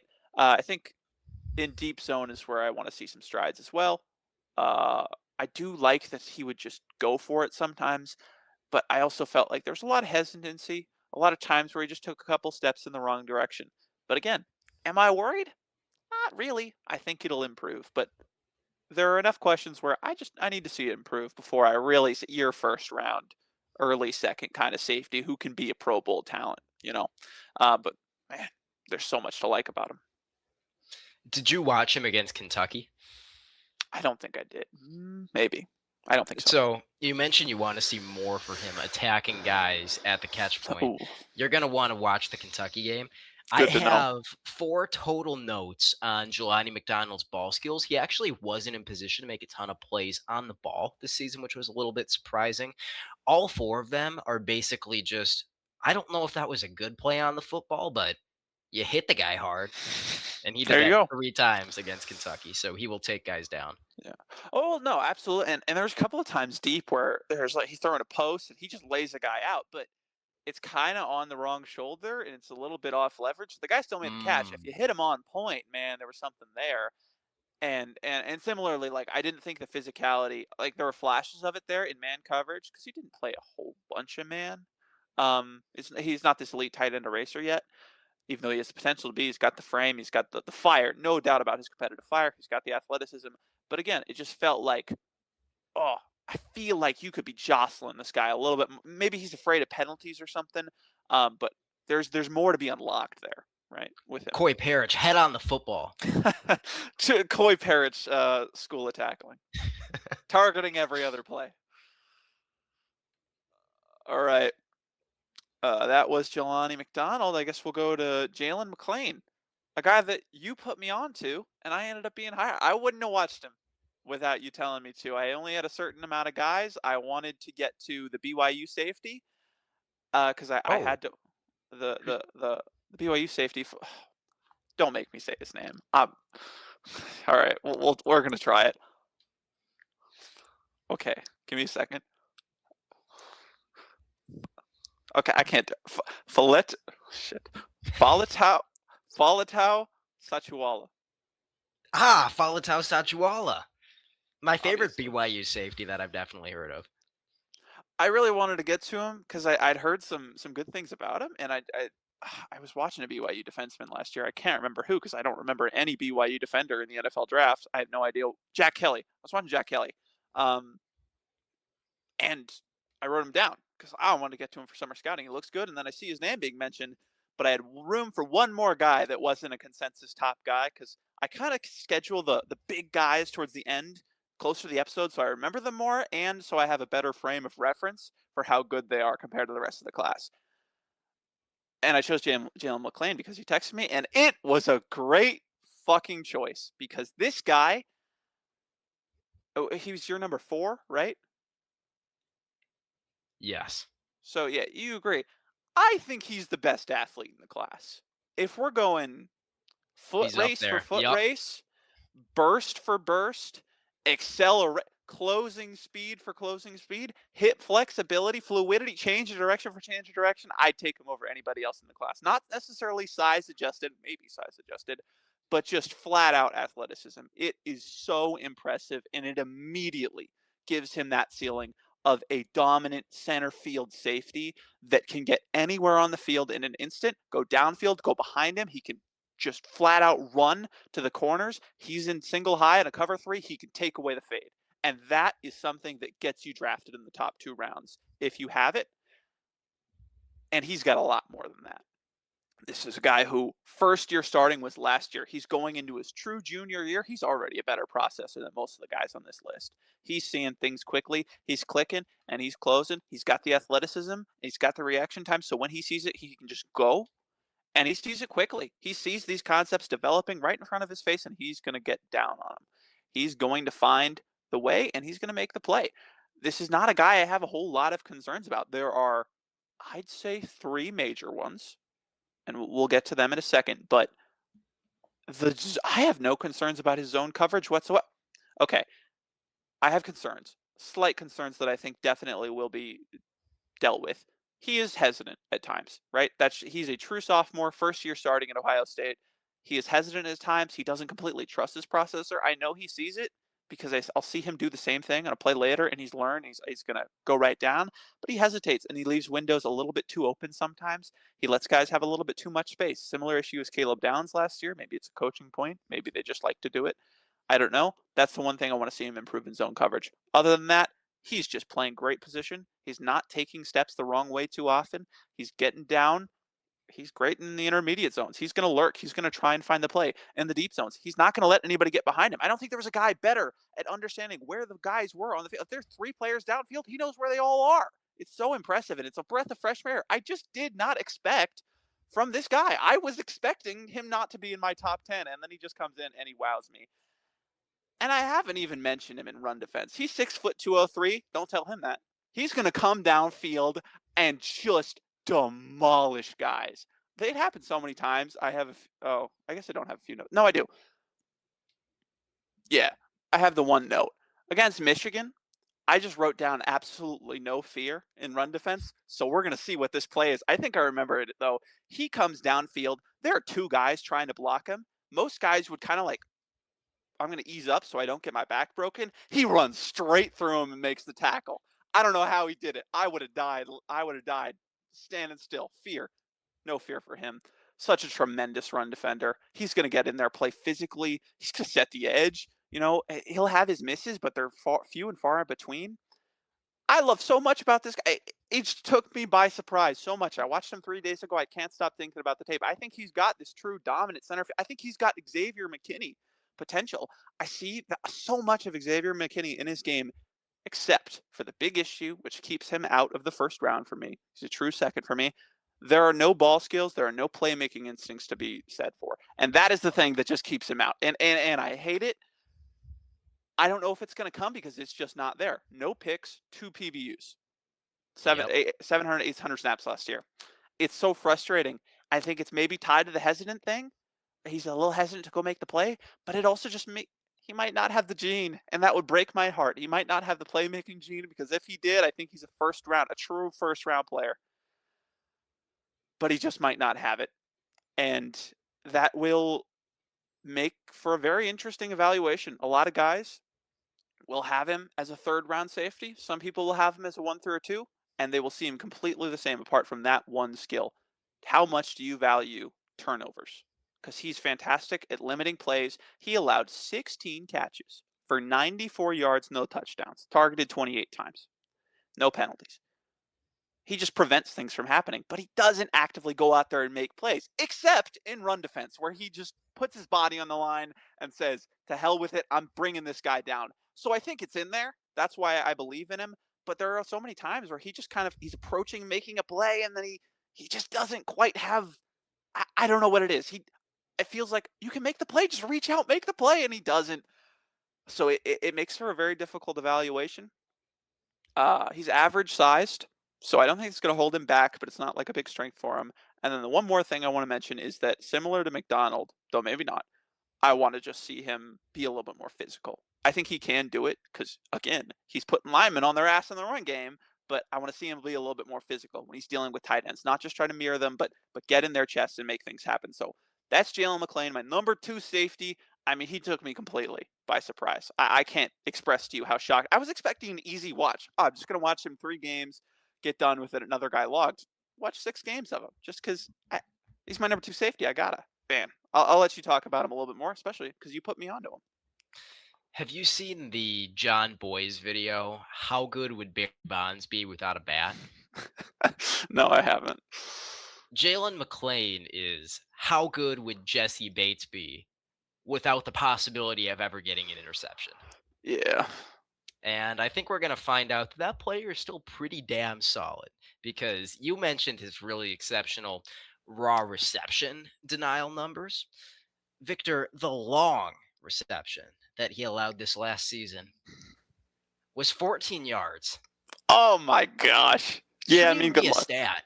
Like, can you Good luck. really have a long I mean, reception if it's 14 yards? That's a short reception that he yeah, allowed. That's not long. what are you supposed to do? You're throwing down the seam to this guy who's got 4.3 speed and knows it's coming. How are you supposed to get a deep pass? It's maddening. I just wrote down center field prototype as his one liner. He gets it in deep coverage. I don't think he showed much in the intermediate area of the field. One sort of macro take about coverage play I'm developing is that in today's middle of the field attacking rich NFL offensive meta, intermediate coverage, and this is for safeties as robbers, this is for zone droppers on the defensive line, this is for coverage linebackers. Intermediate coverage is coming at a much higher and higher premium. That's really putting it on par with deep coverage. So it's no longer okay, Yeah. what do you do in deep coverage as a safety? And then like the shallow stuff is just sprinkled on there on top. No, they're on equal footing. So the fact that I don't think McLean shows much as a robber, a guy who rotates down, that is a big knock on his game. But at the end of the day, you know what you're getting. You are getting a rock solid NFL starting safety. And that's assuming he doesn't really get any better at anything heading into his second season as a starter, a player who is totally green heading into this year and was mature beyond his years anyway. Great tackler, like you mentioned. And one thing that kept standing out to me, one of the better sideline tacklers that I've ever Yeah. seen. And Victor, I saw a Just lot of the angles. god awful sideline tackling watching some not so good safeties in this class. That's a big difference between college ball and pro ball is like, do you get the guy out of bounds or does everything somehow get fucked and now it's a 60-yard touchdown? Jalen McLean is here to ensure that that never happens for your NFL football team. So, ultra high floor prospect. I have a second round grade on him right now. And honestly, for what he provides, how young he is, that might be a little low. And and I think the ceiling's there because, man, I think the ball skills might be in there. I do, and that's why I got him at number 2 because I think there is that ceiling. I think he will be a first round grade for me next year. Even if the ball skills don't come completely along, you just need to show me something and I'm in instantly. Just get me there. Get me that one interception. Give me one and I will be on board. All right. So that's all we need from Jalen McLean. Such a fun player to watch. Like you said, undeniable floor. And he's a true sophomore. Like it's just this seems to be one of those things where we both love this guy. Nobody's talking about him. And I think it's just we'll look back on this in April if he which he's a true junior, he's probably going to declare because he's that good. We'll look back on this in April and people will be like, "How did we miss him?" It's just people didn't get around to him, and it happens. But he's very obviously a top 5, top 3 safety in this class. And I think the ball production could totally come along for him. Ball production is fluky. It's high variance. It's low sample size. You know what else is low sample size, Victor? Deshaun Deshaun Spears. Spears. 73 zone coverage reps last season. Count them, 73. And they were some of the best zone Oh coverage reps that you man. will ever see. And you can say the same thing of almost every aspect of this guy's tape. He's just elite at everything. I think if you projected what he did this year and you just gave him a full sample size, he would be in a tier by himself. And this is a class that has KJ Bolden, who I have a first round grade on, Jelani McDonald, who I have a first round grade on, Jalen McLean, we just talked about, who has some really dominant traits. I didn't see weaknesses on Deshaun Spears' tape. He's got elite click and close. He lives around the football. That's the best of Jelani McDonald right there. He handles all the high difficulty assignments. when LSU had him out there on the field. Like they would do anything with this guy. They would have playing perimeter man coverage lined up in the slots. They could run a nickel blitz. They would have him lined up as a mugged linebacker. And surprise, we're running a deep half with this guy. How is that going to work? Because he's a freak athlete and he made the most of those opportunities. He wasn't just out there usually in a go make a play type role, and he found ways to make plays anyway. He runs routes for the receiver like nobody else in this class in man and zone. That's how well he sees it when he's playing the hook area, when he's playing the curl flat. He's running routes for guys and he's not even supposed to be there yet. He is processing things at such a high level already. He is freaking fearless. I mean, he'll put himself in all kinds of really tough, brutal positions to make tackles and make plays on the ball. The ball production was limited, but I thought in that limited sample size, it looked great. And he missed 4% of his tackles last year. This is a really great tackling class. It's limited sample size. He might be the best one of all. I thought that his takedown technique was super versatile. He's strong, so he'll chuck you down if you're smaller. He'll take out your legs if you're bigger. It's not going to be a problem. He might be the best block shutter in this class. He's ripping through guys. And then he's like using the long arm technique to stack guys up and keep his front half free. He's stack peak shedding as a safety. It's like, bro, you're not an edge rusher. What are we doing? That's not your job. You're doing it anyway. Unbelievably good tape. He's a gambler. He lost on an out and up once. That's the worst thing I have to say about Deshaun Spears. He's not on the consensus big board right now. He's not in the top Should 100 be. since that's all we can see for free. I am stoked to see if this take pans out or not. It's insane. It's insane I have him as my number one when he started one game against Houston last season. He was a killer in the run fit in that game. Play after play after play. I know you're watching some of them right now. I don't know if this is going to blow up in my face, but you know what? I'm going to take a gamble, just like Deshaun Spears does. Yeah, I mean, he's such a fun player to watch. I mean, talk about the run game. I'm sure you just watched a couple, but I probably left out this one specific one because I want to talk about it. It's like the second play of the Houston game. This guy comes from here. I got it in my notes because I wrote it down. He comes downfield, first minute of the game. He puts a 6'9", 305 senior offensive tackle from Houston on his ass, and then he gets the TFL. And I was instantly in. I was like, yeah, all right, we're good. I see, because that's the thing with where I'm going to differ with you is that I watched 8 games of Deshaun Spears this year just because there was not much every single game. You had to find the 10 plays where he was at.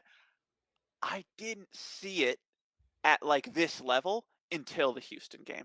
I was kind of, oh man, I get why they're not playing him. But then Houston came along. All right, yeah, this guy, man. If this was over a season, if you did it, I mean, like first round, right? He's that good. He's that athletic. Maybe a smidge lower on his athleticism, but not in a meaningful way. That athletic. He played that well in that game. He's that meaningful of a run defender, like transcendent potential as that run defense box safety. Derwin James type, erase the tight end on every play. Good luck throwing to him. Doesn't matter who you have, unless it's like Trey McBride or Brock Bowers. That guy's getting shut down. He's got that potential. 6'2", 217, 215 maybe. He looks like he's 220, but he moves like he's 200. But I just thought the processing, the anticipation, and the zone consistency wasn't there for most of the season.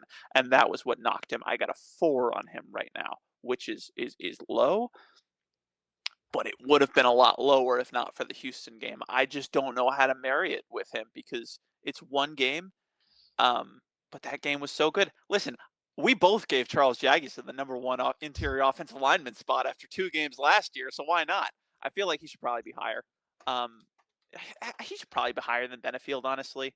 Maybe I'll change it. Maybe I'll decide to change it when I'm editing the video. You'll see at the very end if I changed it or not. But he's such a talented player. I have all the belief that it'll come along. He's going to be the starter next year, and he's got Benefield next to him to help him out. So, he can be the star.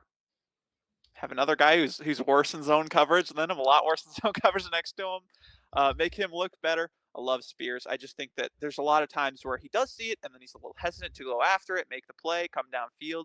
use that big body. And then there are some times where he just doesn't see it, and that's a little bit more concerning. But the thing about having a low sample size is, yeah, I can't trust the good plays. I also can't trust the bad plays. Listen, man, he had as many bad play. He had less bad plays than all of these guys just because he played less snaps. Maybe we just saw the bad plays a little bit more often because he got put in bad positions. Because, like you said, they were asking so much of him as a third safety, and then he started against Houston because AJ Halsey sat out for the bowl game, and he was doing everything. He was playing single high. He was coming downfield. He was coming from single high to set the edge.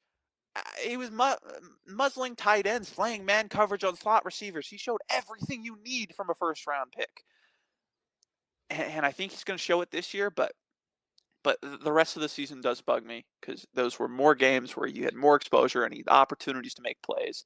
And the anticipation, I thought he was just reacting to guys. He wasn't anticipating it happening, especially in zone.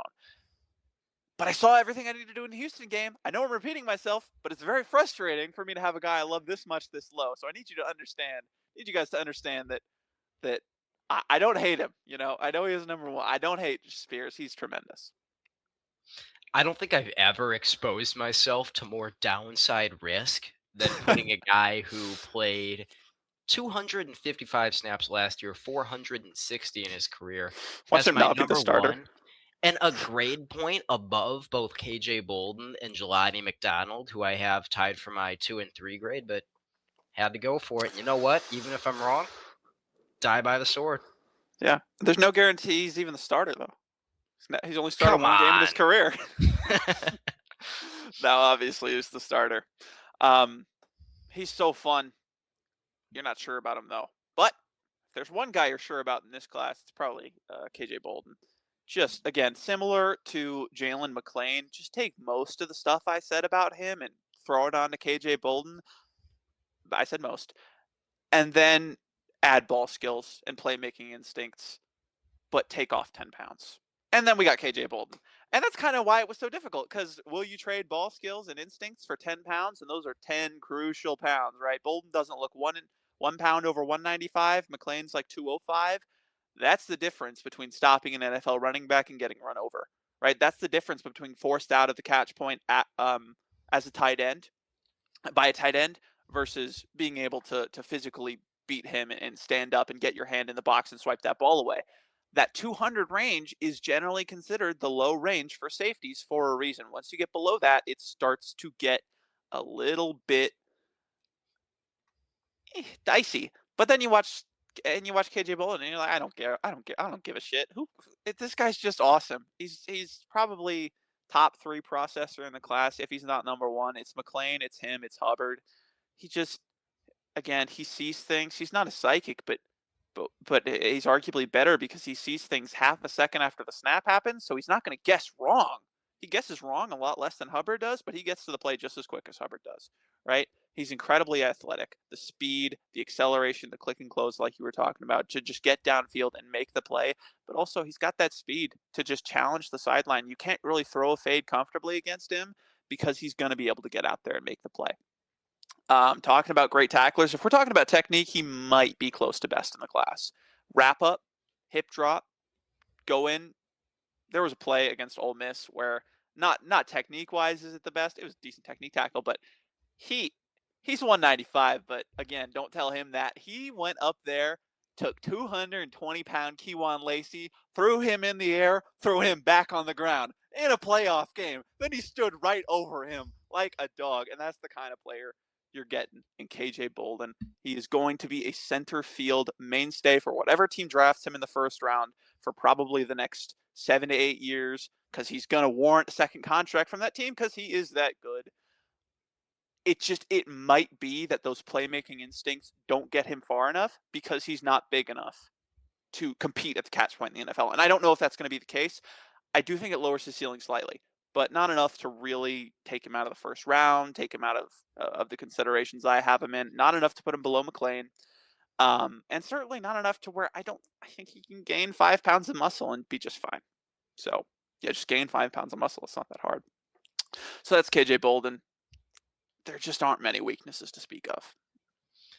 If anybody is going to be able to supersede that smaller size and still be a really high-end pass breakup guy because we know he can be a high-end interception guy. Yeah. Interceptions are usually about jumping routes, Yep. undercutting stuff, but breaking up those tough balls against tight ends, you need a little bit of play strength for that.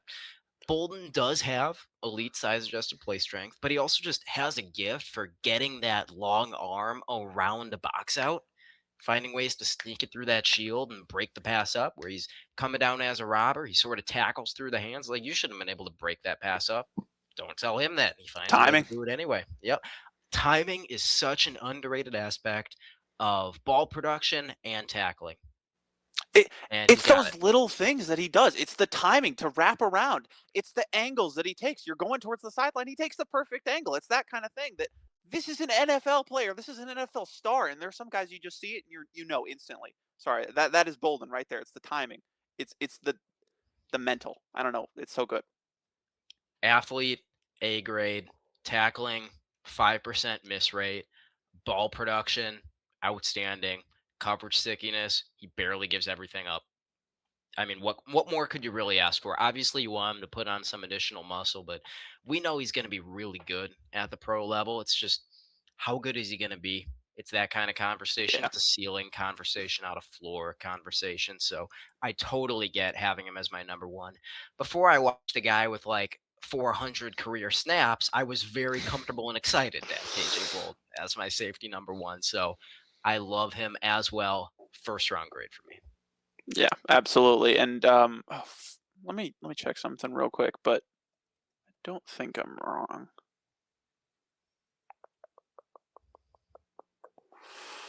Yeah, 2-year starter at Georgia. True freshman, true sophomore year. For people familiar with the Georgia program, that doesn't happen that often. It's really difficult to be a true freshman starter on Kirby Smart's defense, and he went out there and did it, and then he was so good that he did it again. He was one of the best players on that defense that year, and I believe that defense had Malachi Starks. And I don't know how they went from Malachi Starks to KJ Bolden. I do know it's Kirby Smart. He's insane. Um, but Bolden's so fun to watch. I think if you want something to work on this year, something to say, hey, next year he improved this because he will. Um, he gives guys a little bit too much space sometimes.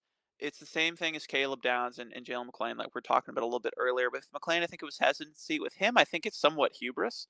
It's like, I, hey man, don't test me because you know I'm fast enough to do that. And most of the time, they don't test him. But a couple of times they did test him. He made the play a couple of times, but sometimes the pass got completed when it probably shouldn't have been.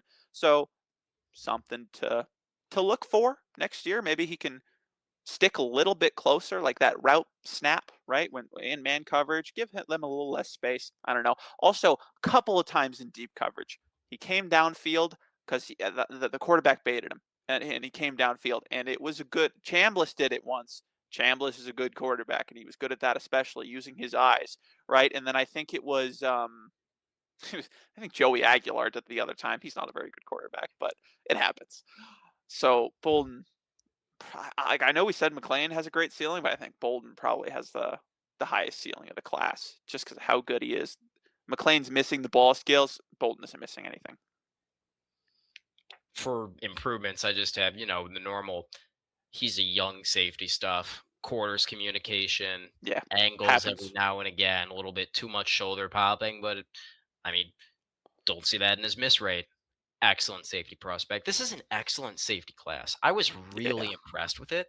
I compared was to not last year. expecting to have, yeah, multiple first round talents. Last year is kind of just Caleb Downs. This year, there's a laundry list of guys that could be maybe not Caleb Downs level, but Oh, I don't Malachi think there's a Caleb Starks level. Downs.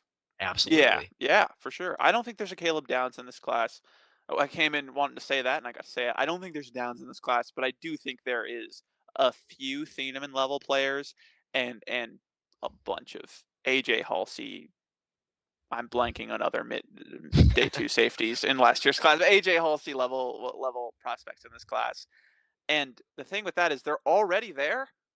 We've talked about so many guys with so much potential to get better this year that we could be in like if Deshaun Spears comes out, he plays like he did last year, except even better. He cleans some stuff up and he does that for a whole season. First round, maybe even approaching Caleb Downs territory. I don't know. I think that's a little rich, but Say it. maybe.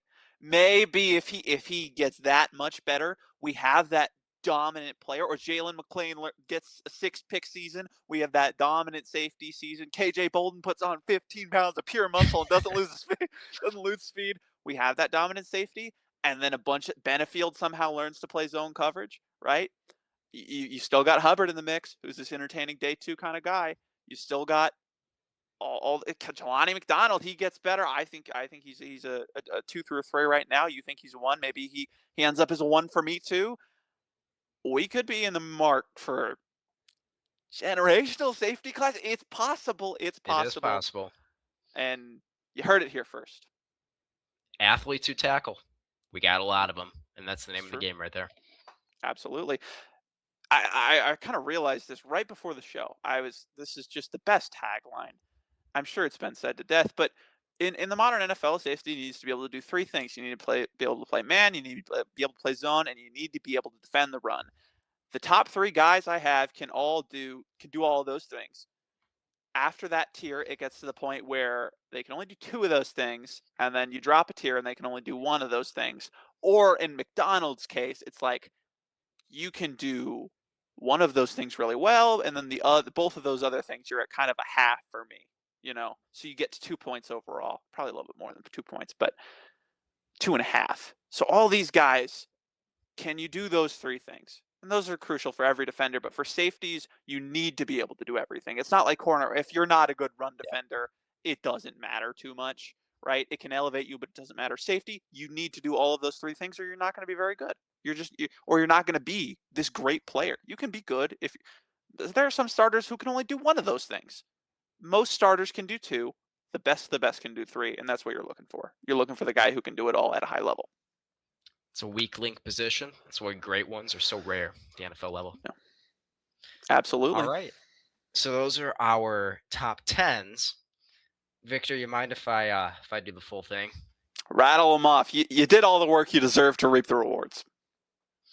All right. At number, and I'm gonna to make sure I don't screw this up and read the wrong number, I'm gonna cut and move my entire list down. So give me one moment for that. Because I have a couple of guys that aren't technically ranked, but I know where I like them in comparison to everywhere There we else. go. Who's excited for the NFL season, man? I am. It's August 11th. I'm ready. All right, I'm going to try this and I'm going to get it wrong, but it's going to be a good time. At number 27, I have Nick Cole from Ole Miss, who unfortunately does not play Nick Cole. He's more of a free safety Unfortunate name. prototype. At number 26, I have Bryce Anderson out of Texas A&M, and then his running mate Dalton Brooks. At number 24, I have former Michigan Wolverine Jaden Mangum, who transferred to Purdue. Number 23, Brandon Hillman, who transferred to Virginia and just plays absolutely psychotic. He was also at Michigan, really fun player. Number 22, and this is where I better make sure I don't start screwing this up. I have Jordan Castell, who played at Florida and is now at Kentucky. So why don't I update my list as I go? At number 21, I have Marvin Burks, who played at Missouri last season and is now a Wisconsin Badger. I think he can be a really There solid we player. go. At number, is this 20? You're there. Just 20. Okay. Yep. At number 20, I have Peyton Bowen out of Oklahoma. 19, Ty Benefield from LSU. 18, Corey Myrick, now at Clemson, formerly Southern Miss. Number 17, Ty Bryant at Kentucky, kind of a classic free safety type, little undersized, not a great tackler. He guesses, but he guesses right a lot. Number 16, Coy Parrish from now at Oregon, formerly at Minnesota. Then 15, Ian Foster, Southern Miss to Memphis. 14, and I definitely did screw this up already, I think. I have Adon Schuler, Notre Dame, who I moved up mid-episode. Then Marcus Ratcliffe at 13 from, no, Matthew Bailey. Screw the order. Matthew Bailey, Illinois. Marcus Ratcliffe, Texas A&M, kind of another guy I wanted to shout out. Sort of a box-oriented player. he's in the right place at the right time quite often. He's a decent athlete. He has potential to climb if I watch more tape on him.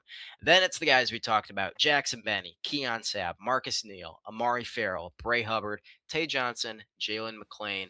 Then my top three: Jelani McDonald, KJ Bolden, Deshaun Spears. Finally, we got Antoine Peak out of Cincinnati, who I put at linebacker because he's Number built like one.